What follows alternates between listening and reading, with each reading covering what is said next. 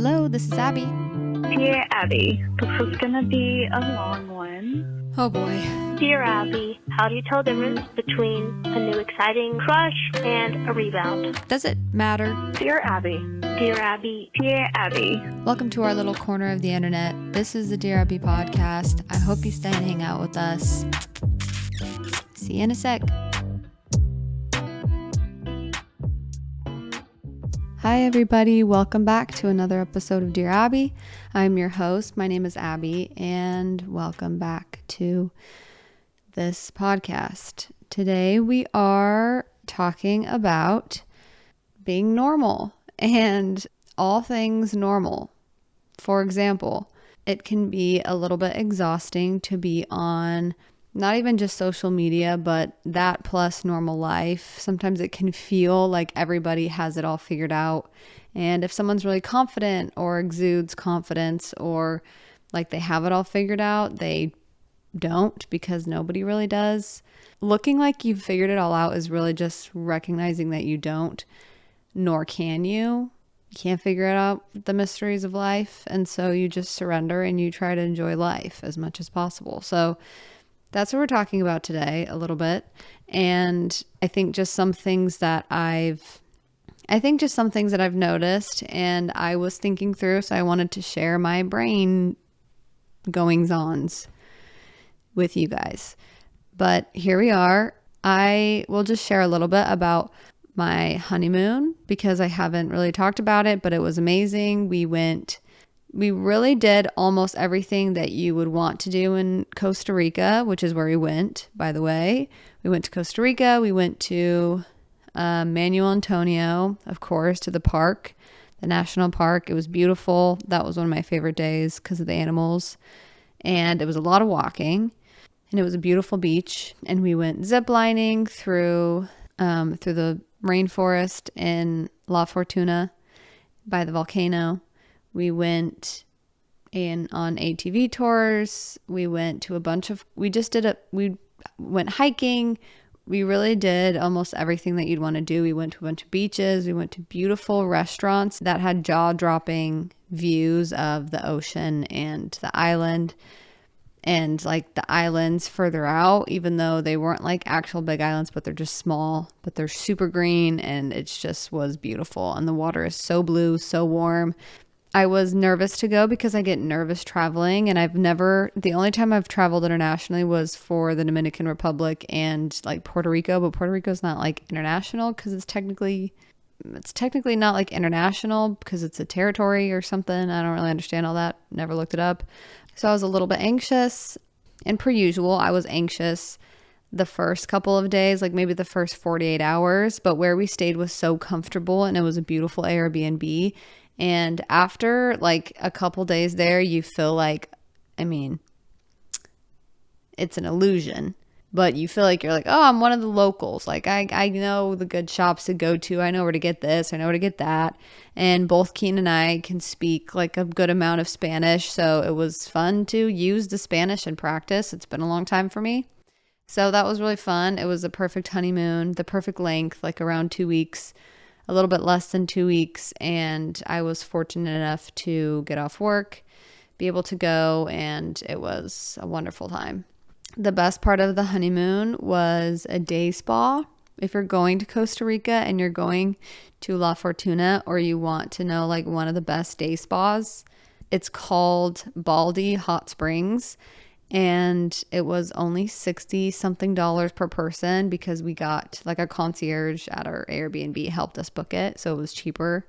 So ask your Airbnb if you're going anywhere, like if they have discounts on stuff, because sometimes they do. And we laid around in hot springs. There was like 12 or there's like 15 different pools. They were from the volcano. So they're volcanic hot springs. The water, it's all encompassing. The water feels amazing. It's so warm. Sometimes it was too hot to where I could really barely handle it, but it felt so good. And I was sick at the time too. So I sat basically under a waterfall that was like a burning hot waterfall for, I am not kidding, a full hour, I think. And I wanted to just keep going back for more because it was so relaxing. It was like the perfect sensory overload, but all in the best ways, where I felt as though my brain was able to shut off, and it's like it got a vacation, was how that day spa felt for me. But especially the waterfall, that was amazing.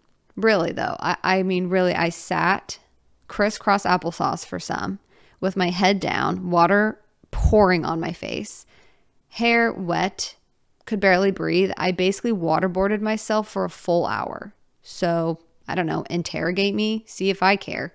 And I was in another realm.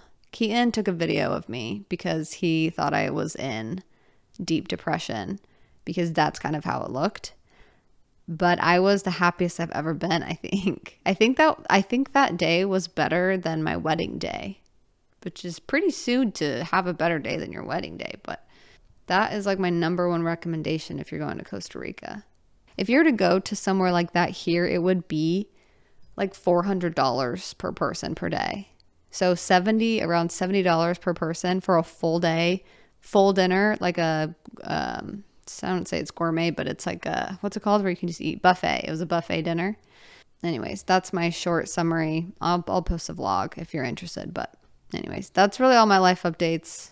I've just been working back to normal life. Okay, so let's jump right on into it, because I don't want to dilly-dally. I don't want to keep dilly and dallying all around, all the time on this podcast. Let's get serious, shall we? Let's get serious, you guys. I'm serious. Let's get serious for a second. So as I said at the beginning, we are talking about being normal. And when you're younger, sometimes I feel like you want to stand out so badly and you don't want to be normal. You want to be anything but normal sometimes. At least that's how it was for me. Every child is different.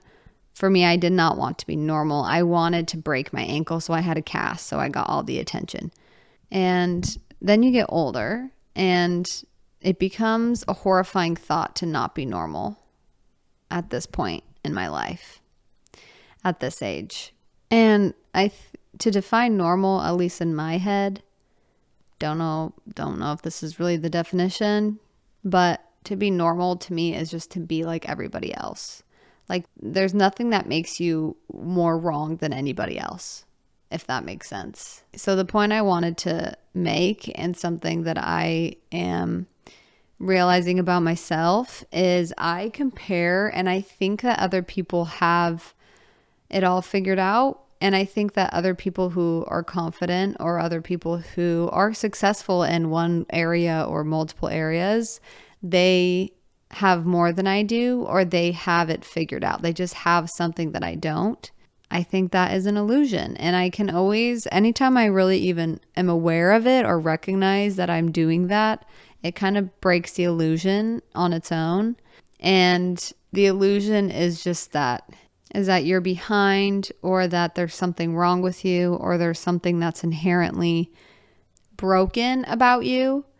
We put so much pressure on ourselves sometimes to have it all figured out, to have the career, to have the money figured out financially, to have the family figured out, the babies, the husband, the religion, the every like specific thing in our lives, to have it all figured out and sorted already. I think a lot of us want that, and we all put that pressure on ourselves. And I think we lose the magic and the beauty of life when we do that. And I feel like the beauty and the sweetness and like the simplicity leaves when I am obsessing over that, and when I am comparing my life to others. Nobody has it all figured out. And I believe there's a lot of calm and wisdom that comes with recognizing that and letting that be okay. And letting that be okay. And this is coming from a very rigid, black and white OCD background of mine. And that's something that's very hard to juggle and to just let be, is that I don't have really any control over huge things in life. I mean, huge things. And so that is obviously, so it obviously goes back to control, I think, a little bit, and not wanting to let stuff go and not trusting that someone knows better than you and can provide something better than you can. Again, when we're witnessing other people who are confident, who we see all these reels and all these things that are beautiful, and someone is thriving and they're posting a beautiful video with a beautiful song and they have figured something out. Like, they're clearly happy and they're sharing it. And I want to celebrate with people.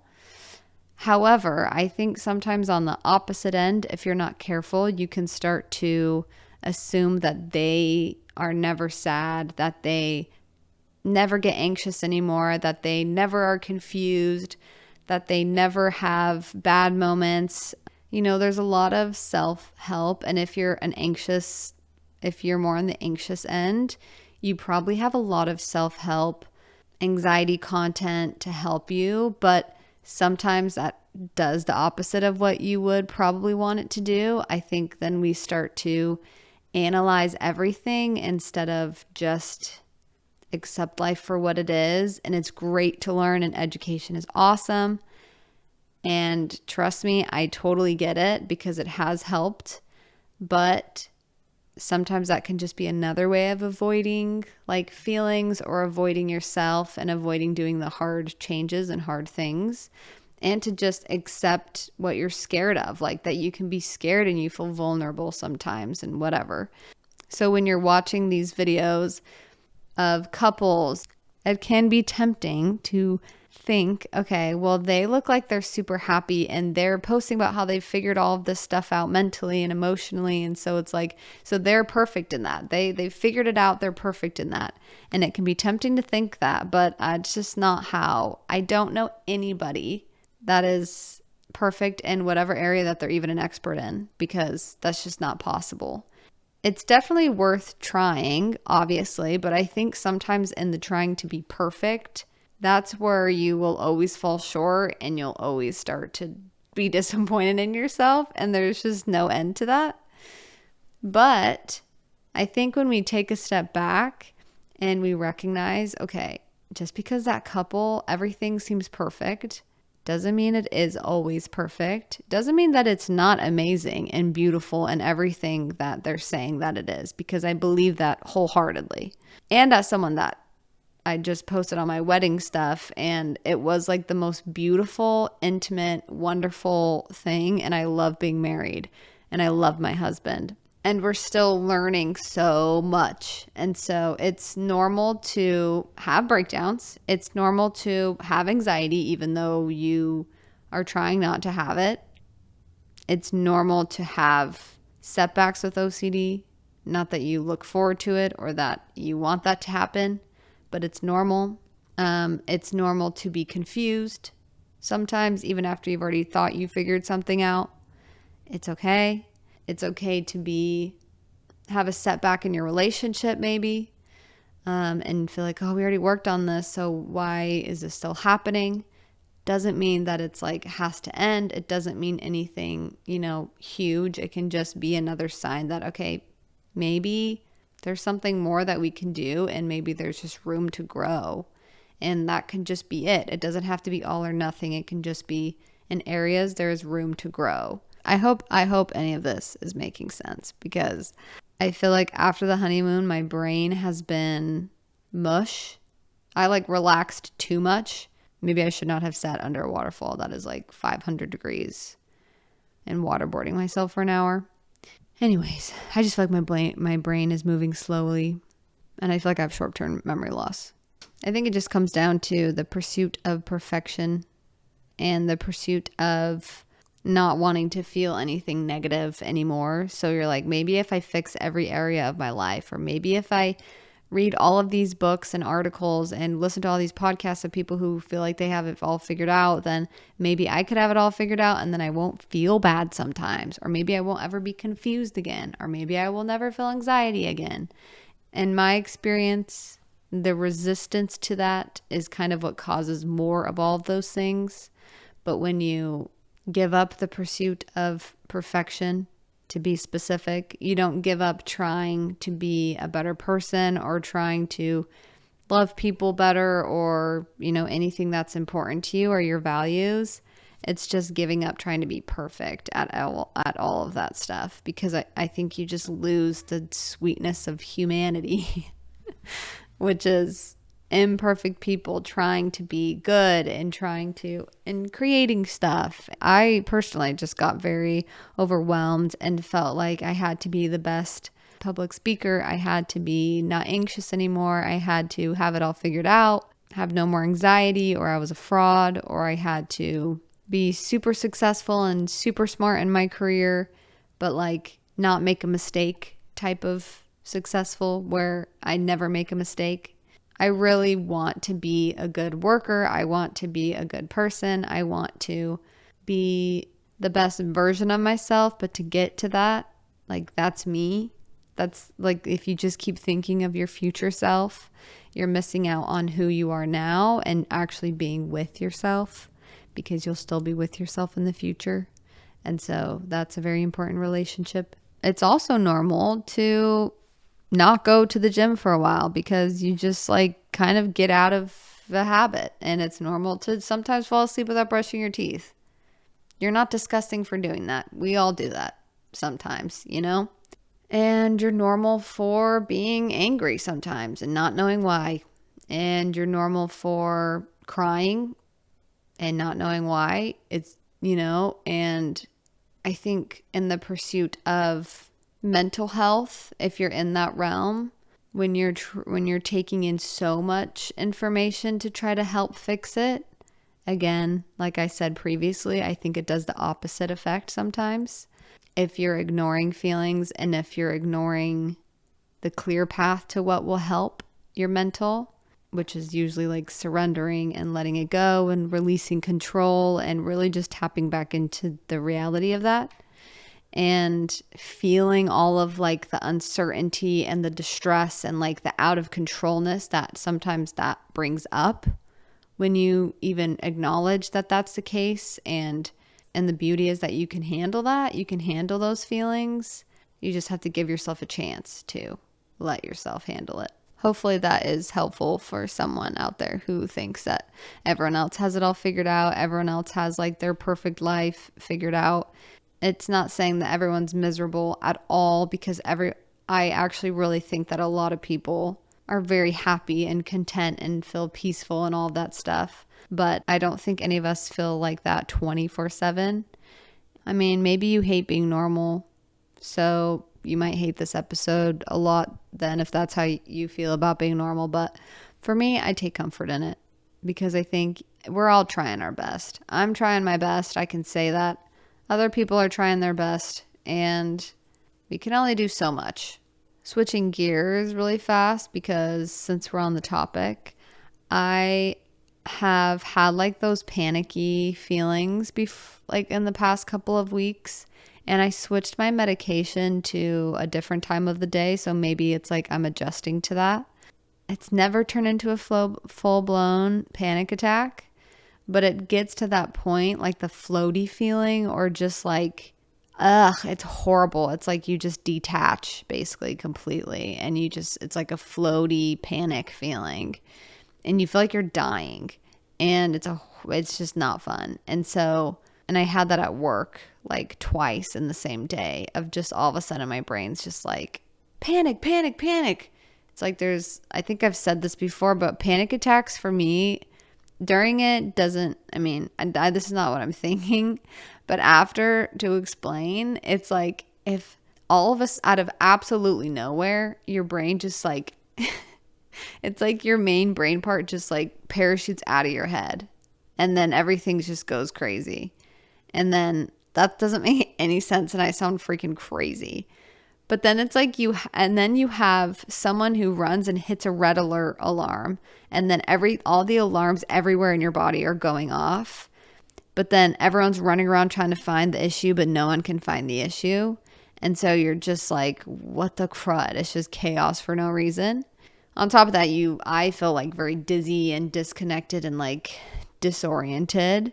And again, that floaty feeling, which I hate. I hate that. However, when I was going through the little panicky spouts throughout the day, I remembered when my anxiety was really, really, really bad. And I had that panicky feeling almost all day for a long time. I was just constantly on the edge of like panic, physically and mentally. But I just remember not thinking that I can handle the anxiety rising and getting to the peak. Like I was always scared of what's at the peak of this. Like, am I going to lose my mind? Am I going to die? Literally, am I going to become evil or bad or something somehow, or like lose touch? That was my fear. And that sometimes still creeps up when I have these panicky feelings because it just feels terrible and it's like not fun to feel. But I slowly I was like remembering that when this was how it was all the time for me, the more I suppressed and tried to like shift or move, or I would, I don't know, touch my neck, or I don't know how to describe it, but I would just have to shift. So I distract myself from it. But that just made it so the next time when it came up, I was scared again for it to like rise and rise and rise. So then I would try to suppress. And so it just made it worse and worse and worse over time. So I remember how bad it was and I handled it and I am okay. And so I had that mindset for the rest of the day. And so when that panicky feeling, floating, disoriented came about in like a split second, I just remember that split second that you're super present. I'm just like, okay, whatever. And then you just kind of let go. I mean, you're still there, but you're letting go of the control over the sensations that you're having. And it's not fun and it doesn't feel better when you do that. For me, at least, it still feels pretty scary, but it does subside and it does start to go away slowly. And then you feel normal and you feel okay again. And I started to get less and less scared with each spout after realizing like, okay, it's not comfortable, but it's not the worst thing in the world and I can handle it. And so bring it on. And I just became less scared of it as time went on throughout the day. I mean, it was like kind of 2 days of this like weird, like panicky spouts that I would get during the day at work. But it really showed me and reminded me how much I can handle and how much we can handle. And those feelings that you think you can't handle or that you shouldn't face, you can face it. And if you need support, then get support for that. Like if you don't want to do that alone or you want someone with you. And I don't know if this makes sense, but like sometimes I think we just avoid what feels big. So it makes it bigger. I think that's just a path back to like ourselves and feeling connected to ourselves and present with ourselves without fear and disconnection and stuff. Okay, we're going to do a Dear Abby and then we're going to wrap up today's episode. If you guys want to submit a question, you can call or text the voice or the phone number in the description below. It's going to be on every episode. I do on every single episode. So if you want to be on the episode, I don't say names, but if you wanted a question answered, go for it. So this is a text, so I don't have the phone today. Dear Abby, what would you say are your top 3 tips, tricks, mindset shifts? Did you do that on purpose? Did you know that rhymed like that? That was like a tongue twister. Tips, tricks, mindset shifts. Tips, tricks, mindset shifts. I'm pretty good at it, actually. I'm actually, not to toot my own horn.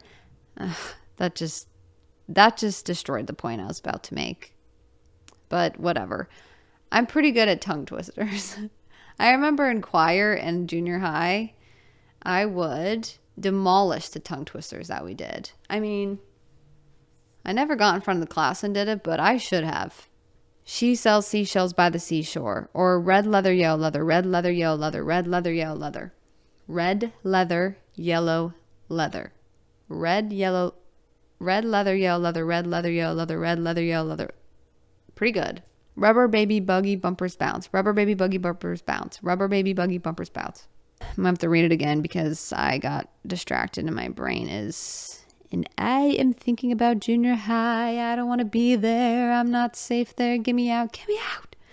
Okay, Dear Abby, what would you say are your top 3 tips, tricks, mindset shifts, anything that had the biggest impact on healing your relationship OCD? Thank you so much. Okay, I'm excited to answer this because I really struggled with this, and I have episodes on that if you want to listen. I talk about the specifics of what I experienced if you want to feel like not alone if you're experiencing it. I have those episodes. If you're interested, they'll be labeled relationship OCD or anxiety, or, that'll be in the title. I think the main shifts, so you said 3, so I'm only going to share. Wait, did you, or am I making that up? You did. Okay. Top 3. I'm trying to think of what actually worked, not just like what I think should work or what I've heard. Like, I'm trying to think of what worked for me. I think recognizing that I was so scared of being intimate or vulnerable with somebody. I think part of my OCD was there trying to protect me from being hurt by somebody.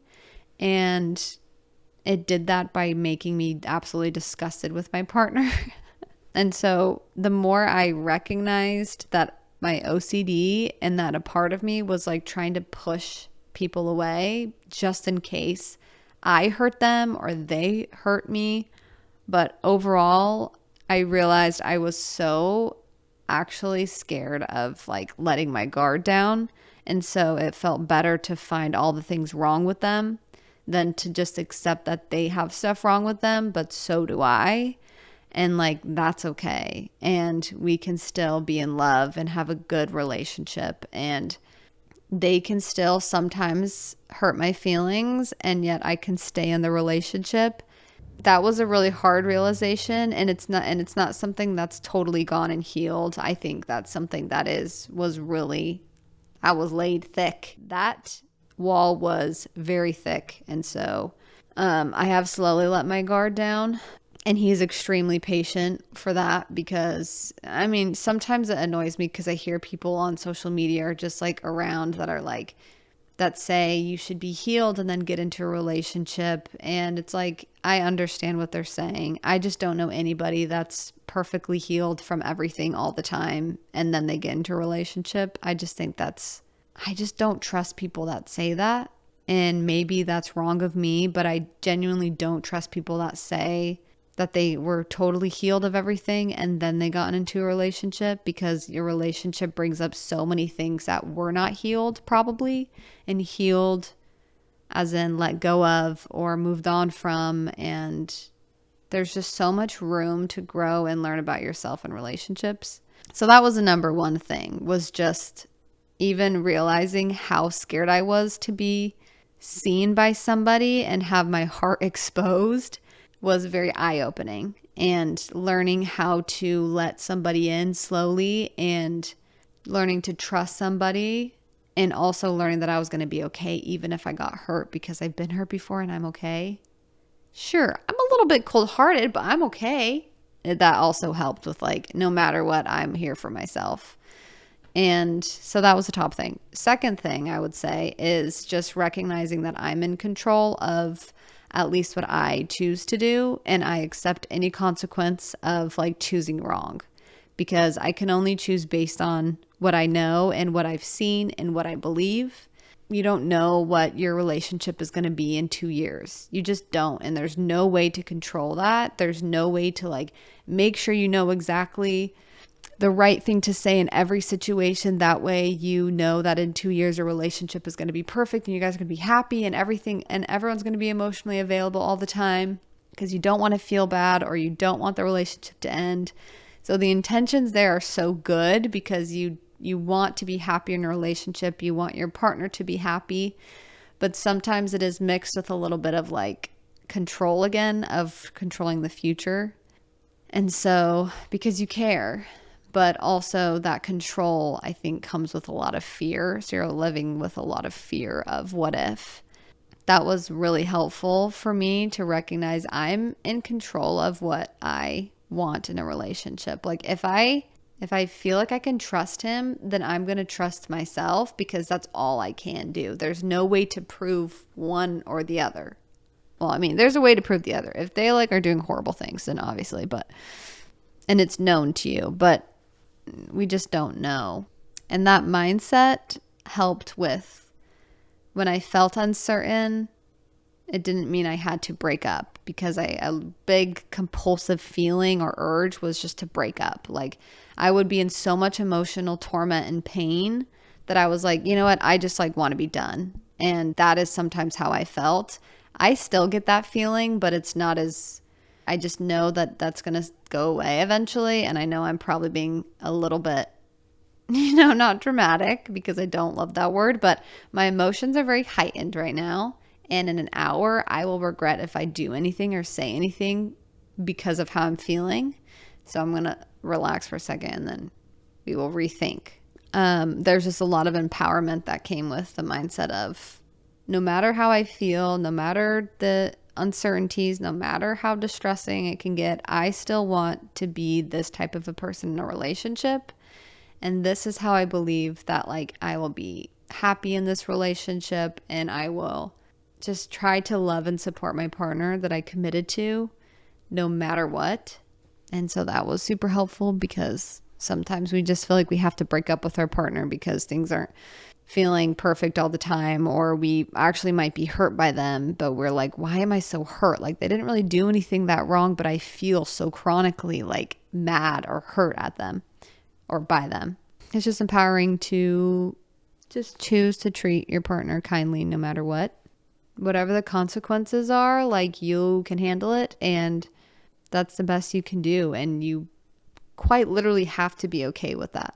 If not, then that is kind of where the torment comes in. So, and then the third thing was actually doing exposures with your partner. So a lot of mine were physical. I wanted to run away from anything physical, or I wanted to run away from anything that made me feel vulnerable or like seen, I guess. So I had to lean into that versus run away. So that way I can feel all of like the run away, like this isn't safe, you're not safe, run away, like this isn't okay. All of those feelings would come up to the surface, and I would just have to sit there and I sometimes think it's okay to reassure or validate yourself. I don't know what the wording is. Sometimes in those moments when it's really hard, because I'm not like, no, I love my partner. Everything, like, we're going to be okay. Everything's like going to work out for us. That's not the thing that I would say to myself in those moments of heightened anxiety, or when I'm trying to, do an exposure and I get really anxious, or that feeling comes up, like, and I want to run and it feels like I'm going to explode. I remind myself that the only way out is through, and what I'm doing now is not working. The compulsive checking how I feel about him, the compulsive checking his what he's doing on his phone. And I mean, it was not like I would take his phone. I never looked at his phone behind his back. He'd be on it and I'd be like, don't look. And then I'm like, I have to see. And so that was at the beginning. And then I quickly was like, that's not okay. I need to drop that immediately. All the compulsive researching about relationships. Does he have red flags? Is he a green flag? Is he a narcissist? Is he toxic? Am I toxic? Am I a narcissist? Do I have a bunch of red flags? Are we good for each other? How do you know you're in love? All of the researching, all of the checking, all of the avoidance was not getting me to where I wanted to go in this relationship. In fact, it was pushing him away. It was making me more hurt, and it was hurting him more. And once I really recognized that it was hurting him and it was hurting me, and I did not want to do that anymore. And so I had to be so for real with myself as to what I'm creating, and not intentionally, And so you have to learn how to separate like the intention and your heart with the outcome and what you're actually doing and the reality of what you're doing. So that way it doesn't cause a bunch of shame, but you're like, okay, but this isn't working for me. I have to be real with what I'm doing. I have to be honest that like I am causing more pain. And that's a hard thing to do. But once you come to terms with it, then you have to choose the alternative and you just try something a little bit different. Yeah. Those are the top 3 things I think that really, really changed for me. It's something that I'm still always working on or keeping at bay, I guess. I can manage it so much better, and I always have to just be a little bit more cautious and keeping things at bay Yeah. Okay. Well, that is it for today's episode. Thank you so much for your question and writing in. You are strong enough to get through this, and there is a light at the end of the tunnel. You can learn a lot about yourself, and you can learn how to let yourself be loved more through all of it, which is a really beautiful thing.